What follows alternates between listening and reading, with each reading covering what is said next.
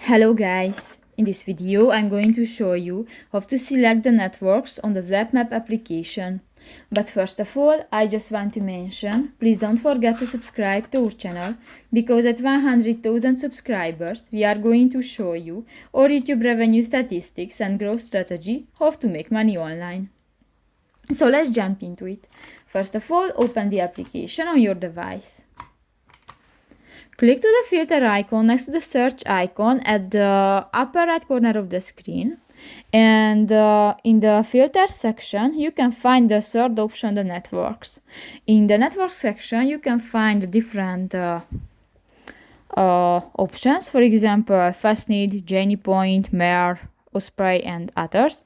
And for example, want to select one, for example the alpha power, click that, and if you want to search that, click to the apply button at the lower side of the screen and done. So that's pretty much it for this video guys. See you in the next one. Bye bye.